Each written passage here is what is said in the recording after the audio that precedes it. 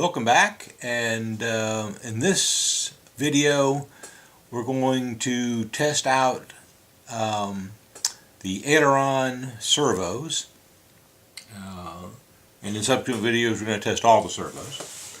And so to do that I have built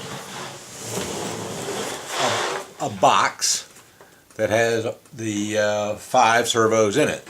Also has my battery pack on the side here, and attached to that is the receiver with the telemetry wires, and then all the wires are from the servos are attached into the receiver.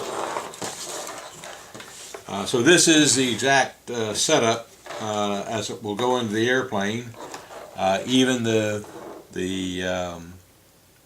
like this is the left aileron. The left aileron is through this little 6-inch Y connector, and the right aileron is through a 6-inch Y connector, and also through its 12-inch extension. I'm sorry, it's not a Y connector, it's just a connector. So you got the 6-inch extension, and then the 12-inch extension, and then the servo wire for the right servo, Aileron servo. Then you got a 6-inch extension, the 12-inch extension, and then the servo wire for the left one. So we're all set up just as it would be in the aircraft. So not only are you testing the servos, you're testing all the wiring. Make sure there's no bad wire. There can be wires with breaks in it, especially if you buy cheap wires. I never buy cheap wires. Good quality wires are important, but wires can have breaks in them, especially if you tug on them too much. So the first thing we got to do is to verify that the servo arm on the 2 ailerons are neutral, and then we're going to also make sure that they go in the correct direction, and I'll explain that in just a minute. So the first thing to do is to turn on the radio. So we'll turn on the radio.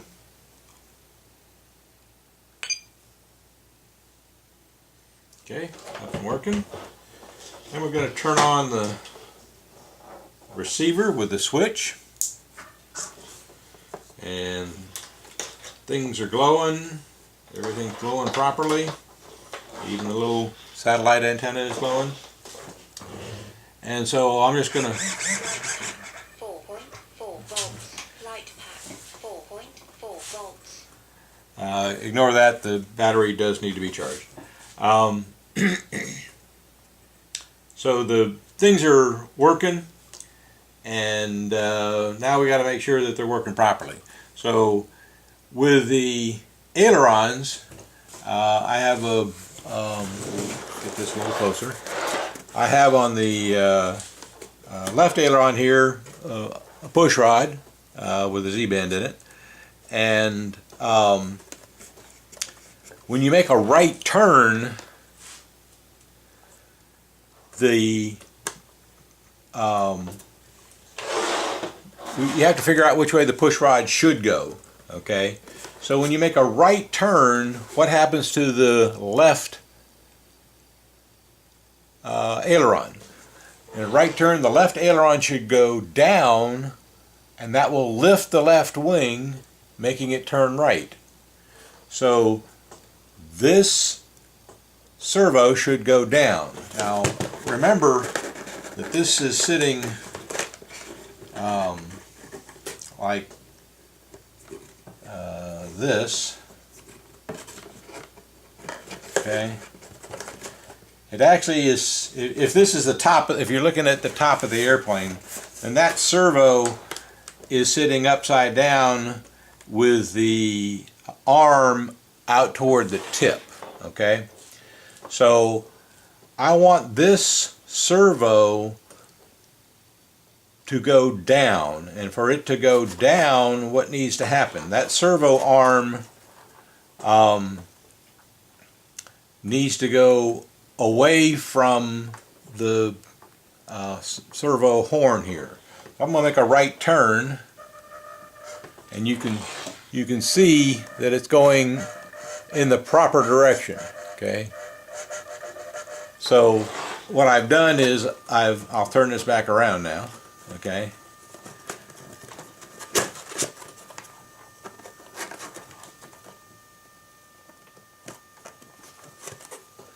So I've marked this up and down.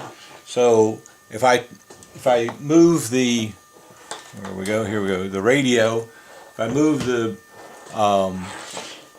stick to the right, okay, then that's going down. I have marked that, oops, I've marked that down. And so if I move it to the right, that goes down. If I move it to the left, it goes up. Okay? Because when you turn left, the left aileron goes up, creating a little drag, but the right aileron goes down, creating more lift, and the airplane turns to the left. So here the left aileron in a right turn, so I'm going to turn to the right, that goes down, and notice the other one is going in the opposite direction. So it's going up. So that's going to be a right turn, this is going to be a left turn. Okay? And so the two are moving in the proper direction and opposite one another.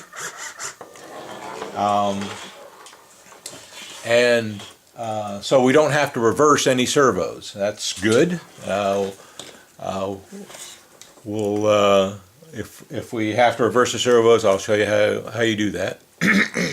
So the next thing to look at is does the servo arm appear to be close enough to 90 degrees to live with?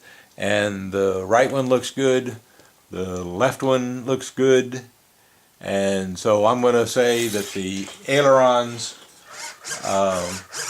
servos are properly tested and are at the 90 degree mark.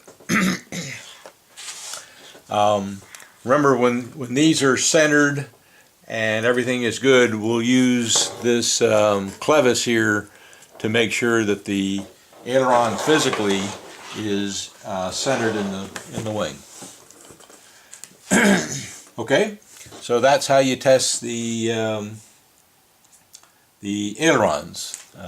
Coming up next, we'll test all the other servos. Thank you.